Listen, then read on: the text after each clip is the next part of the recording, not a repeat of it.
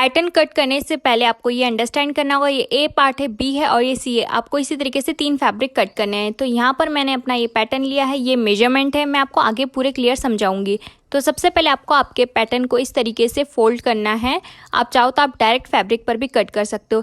इस तरीके से आपको फोल्ड कर देना है। अब आपको आपके हेड का मेजरमेंट लगाना है। मेरा आता है 21 डिवाइडेड बाय 6.28 इक्वल टू 3.34। तो यहाँ पर मैं इस पर मार्क कर रही हूँ 3.34 पर। अब यहाँ से मैं लगा रही हूँ 0.2 इंचेस का सीम अलाउंस। आप चाहो तो 0.5 इंचेस का भी लगा सकते हो। तो ये मैंने लगा दिया है। अब इसके बाद आपको इस तरीके से इसको शेप दे देना है, अच्छी तरीके से दोनों को शेप देने के बाद अब आपको इसको कट कर लेना है और हमारा ए पार्ट बनकर रेडी है। अब बी पार्ट बनाने के लिए मैंने ये पेपर लिया है। अब आपका जितना भी हेड का मेजरमेंट आया था 21 था मेरा, उसको डिवाइड करना है 2 से। मेरा आता है 10.5। तो यहाँ पर मैं 10.5 पर मार्क कर रही हूँ। तो ये मैंने 10.5 पर मार्क कर दिया है और यहाँ नीचे से मैं 0.2 इंचेस का सीम अलाउंस मार्क कर रही हूँ। तो आपको भी इस तरीके से मार्क कर लेना है। देन उसके बाद आपको ये लाइंस को स्ट्रेट कर देना है। लाइंस को स्ट्रेट कर देने के बाद यहाँ ऊपर से भी आपको मार्क करना है। तो मैं 3 इंचेस ले रही हूँ, आप और थोड़ा बड़ा और छोटा भी ले सकते हैं।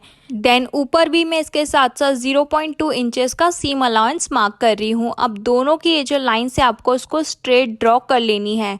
ये लाइंस ड्रॉ कर ली है। अब इसके बाद यहाँ पर भी मैं एक्स्ट्रा 0.5 इंचेस का सीम अलाउंस ले रही हूँ और ये रेडी है, मैंने इसको कट कर लिया है।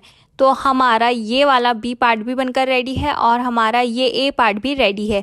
अब पार्ट सी बनाने के लिए आपका जितना भी हेड का मेजरमेंट आया था उसको डिवाइड करना है आपको 3.14 से। मेरा आता है 6.68 और उसको मैं इस तरीके से यहाँ पर मार्क कर रही हूँ। तो आपको ये स्टेप्स प्रॉपर ध्यान रखनी है और फॉर्मूला भी ध्यान रखना है किसको किससे डिवाइड करना है। देन यहाँ से मैं 2.5 इंचेस का नीचे जो हमारी कैप का नीचे का बॉटम है वो आएगा।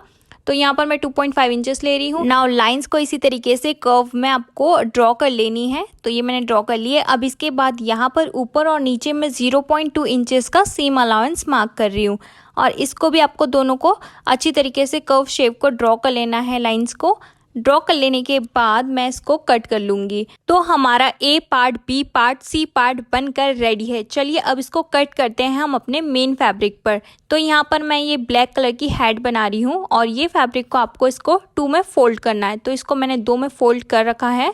अब इसके बाद ये जो हमारा बी पार्ट था इसको आपको इस तरीके से रखना है और जो हमारा 0.5 इंचेस का एक्स्ट्रा था सीम अलाउंस वो आपको बाहर की साइड रखना है। ए को भी मैंने इसी तरीके से फोल्ड करके रख लिया है यहाँ पर और इसको मैं पिनिंग कर दूंगी। सबको आपको पिनिंग कर लेना है ना। जो सी पार्ट है उसको भी आपको कुछ इसी तरीके से रखना है और पिनिंग करके आपको ये पार्ट्स को कट कर लेना है। सेम ऐसे ही आपको लाइनिंग्स को भी कट कर लेना है। तो यहाँ पर ये मेरा मेन फैब्रिक और लाइनिंग है, ऐसे ही कट कर लेना है। अब यहाँ पर मेरे पास है ए पार्ट और बी पार्ट। बी को और ए को मैं इस तरीके से फोल्ड करके इसके जो ये सेंटर है इनके नॉचेस मैं कट कर रही हूँ ताकि बाद में हमें कंफ्यूजन ना हो और हम उसी पर इसको स्टिच कर सकें। तो ये इसकी चारों कॉर्नर्स को मैं नॉचेस दे रही हूँ, कट कर रही हूँ छोटे छोटे। बी में भी आपको इसी तरीके से सेंटर में नॉच दे देना है। अब आपको इनको अच्छे से इक्वली पकड़कर स्टिच करना है, प्रॉपरली पिनिंग कर लें आप। और राइट साइड आमने सामने होगी और ये रॉन्ग साइड तरफ से आपको स्टिच करना है। पूरे को आपको पकड़ के अच्छी तरीके से आप लगा लेना है और स्टिच करना है। और ये मैंने पिनिंग कर ली है और यहाँ पर भी जो ये हमारा ये रिमेनिंग है इसको भी आपको अच्छे से पकड़ के स्टिच कर लेना है। ये मैंने स्टिच कर लिया है। अब आता है पार्ट सी जिसको आपको लगाना है। तो सी पार्ट को भी आपको बीच के जो ये था इसका आपको सेंटर में नॉच कट कर लेना है। तो मैं यहाँ पे इसको पकड़ के अच्छे से इसका नॉच कट कर रही हूँ और नॉच कट करने के बाद आपको सेंटर मिलाना है। यहाँ पर आपको इस तरीके से सेंटर मिला के पूरे को पकड़ के आपको वैसे ही पिनिंग कर लेनी है और पिनिंग करके आपको स्टिच कर लेना है। तो ये मैंने स्टिच कर लिया है और ऐसे ही मैंने लाइनिंग ली है, लाइनिंग को भी स्टिच करके रखा है। अब जो मेन फैब्रिक है, मेन फैब्रिक की राइट साइड अंदर की साइड होगी और जो ये लाइनिंग है इसकी भी राइट साइड अंदर की साइड हम इसको इस तरीके से इंसर्ट करेंगे और ये मेन फैब्रिक के जो हमारी लाइन्स है उसको पकड़ कर और पूरे में अच्छी तरीके से आपको राउंड में स्टिच कर लेना है। स्टिच कर लेने के बाद थोड़ा सा गैप रखना है और वहाँ से आपको फ्लिप कर लेना है। तो मैंने इसको फ्लिप कर लिया है और ये जो रिमेनिंग है इस पर मैं स्टिच कर दूंगी। आप चाहो तो 3 लाइंस पे स्टिच कर सकते हो। ये रेडी है। डू लेट मी नो ये आपको कैसा लगा और ऐसे ही मोर सच वीडियोस देखने के लिए subscribe to made by Swati. Bye.